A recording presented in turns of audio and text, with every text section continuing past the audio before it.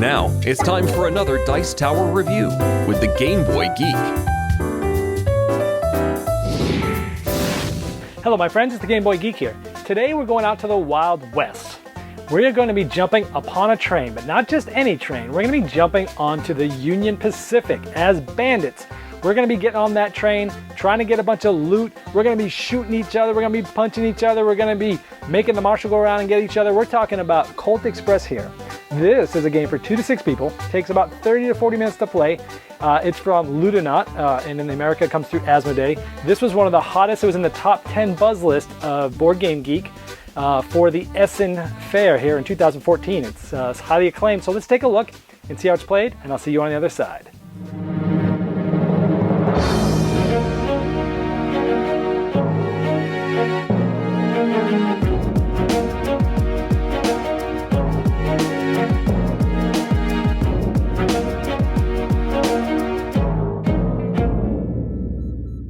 At the beginning of Colt Express, everybody gets to pick their character. So we've got Doc, Django, Cheyenne, Tuco, Belle, and Ghost. And everybody gets to start with $250 in the pot, face down. Everyone gets a draw deck, and they have a holster full of bullets. Everybody also gets a special ability. We'll go over those later. The coolest part of this game is that the board is a 3D train that is put together.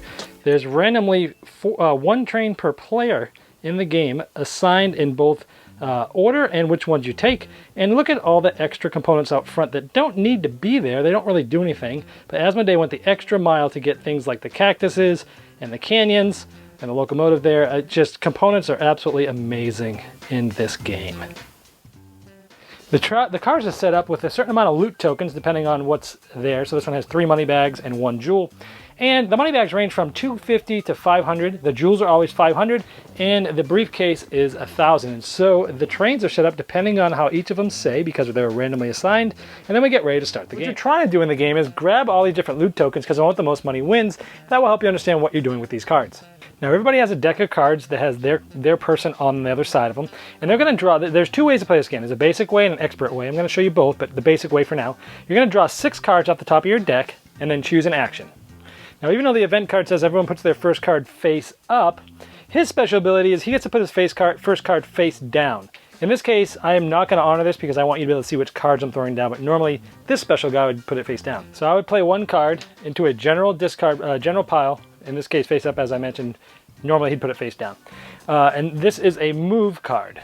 Now a move card would allow my person here, my token, that's the white fellow, he would get to move 1 space if he's on the bottom, if he's inside the train, forward or backwards. Since he's in the caboose, his only place that he can move is here using that card.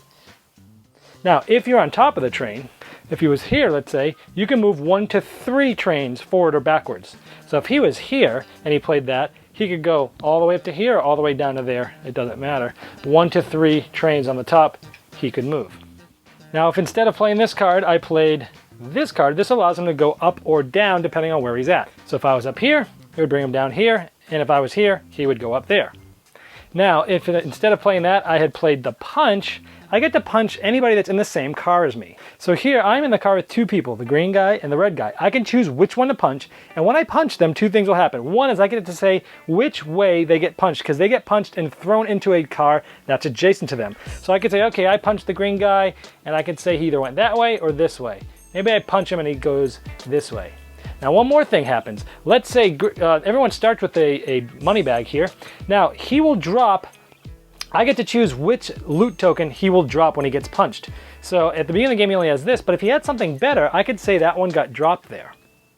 Now let's say instead of the punch, I played the loot card. This allows me to grab any of the monies or loot tokens that are in the same cabin as me. So in this case, I'll grab the jewels because I know that's 500 right there by itself.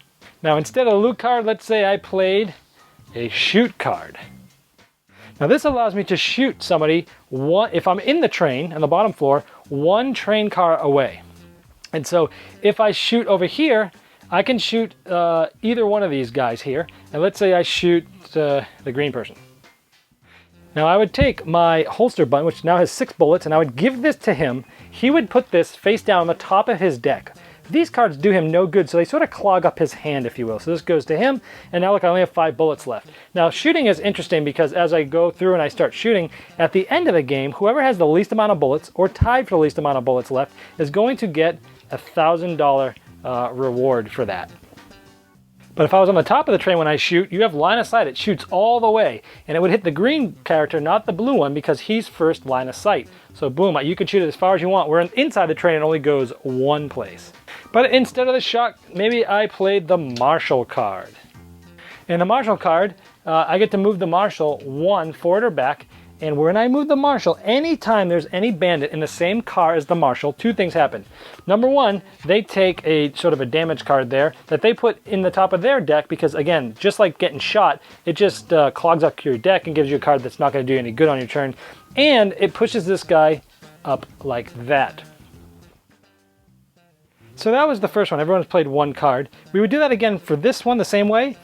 After it goes around in the 3rd round, everyone would put their card face down, and on the last one, everyone would go in reverse order. And then we would flip the deck over. First one in was the first one that would get done, and we'd see what happens. Now, 2 things would happen. First of all these cards that are here would go back to their respective owners, and these would get shuffled with all the other cards he did not draw in the basic game. Basically, you're shuffling and drawing 6 new cards at the beginning of each round, and they're going to be from the same full deck every time. So these go in the discard pile, these get shuffled with your normal cards, you'll draw 6 for the next round.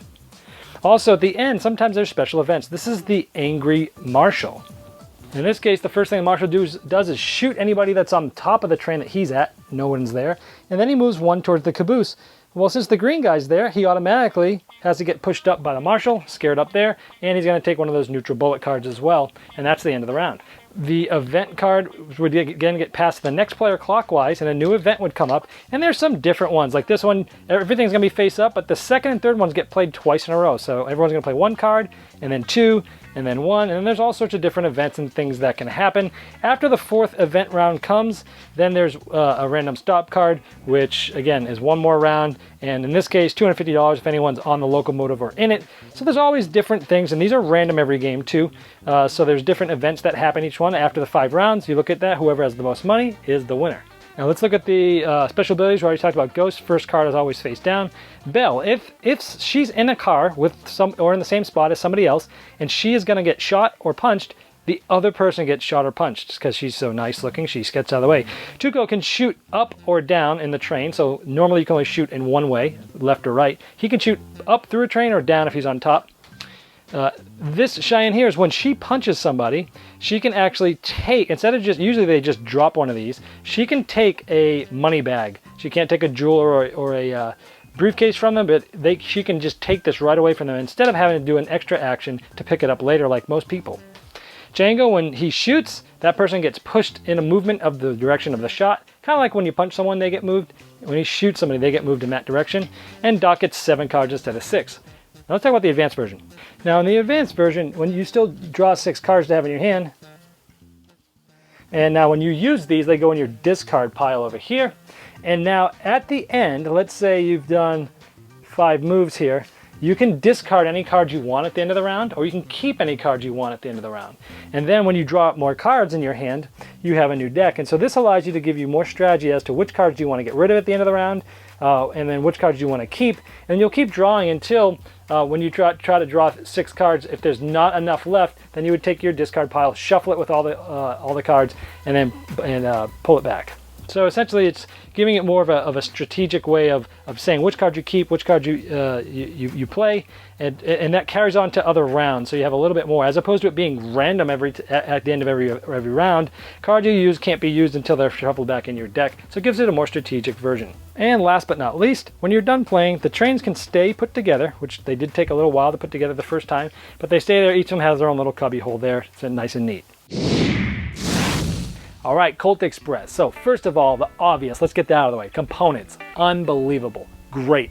I got a chance to sneak preview this game at Gen Con before it was out, and as soon as you sit down at the table, you're just drawn to the game because of the components. It's awesome to have that 3D train be the actual board of the game, and then for them to go over and above and make those little cacti and the different red rocks and things like that. They didn't need to do that, but it was extra, and it adds so much fun to the game. Components knocked it out of the park, Asmodee, just like usual.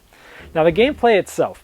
So I was really interested in this because I got to see it and play it at Gen Con, and I typically like programming games. But in most of the programming games that I like, you're pretty much programming everything face down, and then it's coming up one at a time as things are happening. This game's almost backwards for that, where most of the cards you're playing are face up, and some of them are face down. And so as people are playing cards, you can see and think, okay, well, he's moving this way, he's moving down, he's going to try to punch.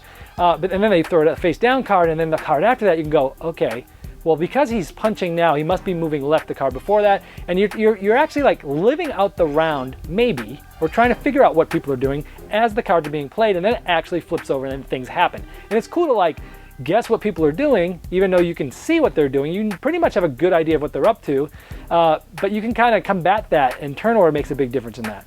So I do like it's that twist on the programming that I'm not used to playing. Obviously the components are great, the play quality is great. The 2-player version, I did not like it really. I don't think it worked that well. You control 2 people each, and you share the deck from those 2 people, and you're working as a team. I did not really like that version too much. I think the more players, the better. Of course, it can get really chaotic with a lot of people, but it's better with more than 2 for sure. 4 or more is actually my favorite. Now with this, does it live up to the hype? I mean, this was top 10 in the buzz list of Board Game Geek in Essen Fair, and does it live up to that hype? Well, okay, is it a good game? Yes. Is it enjoyable? Yes. Did it blow my socks off? No. Are there other programming games I like better? Yes. Does it live up to the hype? Unfortunately, I don't think it does. But then again, that's a lot of hype to live up to, and I know the reasoning for the hype is because of that unique and innovative board, and that's going to draw you to it in the theme and the programming. Everything about this game is the reason why it got the hype, and it should have gotten the hype for all those reasons. But when you get the game home and you play it, is it going to live up to that hype, and is it going to blow you away? In my opinion, it didn't. It's a good game. It's not a great game. It's a light game. I do like how the normal version where you play and you randomly take the cards and you shuffle them up every round, good for families. Most gamers are always going to want to play with the expert version where you're actually picking which cards you're using, and you're not going to use those again until you shuffle through your deck, and it gives you more strategy, more things to go for, just gives you more choices, and you have more control over who's doing what, when, and which rounds and such. So overall, I can recommend it, but don't expect this thing to be like the game of the year. It's a light game, it's fun, it's a good programming game, but it's still not my favorite programming game, and it won't blow you away, but it is a good solid game. Components are awesome, theme's fun, and that's Colt Express. Thanks so much for watching the Dice Tower videos. Find more great videos and reviews, as well as our top-rated audio podcast at Dicetower.com. You can also find other great shows at Dicetowernetwork.com. I'm Eric Summerer, and you've been watching The Dice Tower. The Dice Tower is sponsored by Cool Stuff Inc., where you can find great games for great prices. Cool stuff in stock. Check them out at CoolStuffInc.com.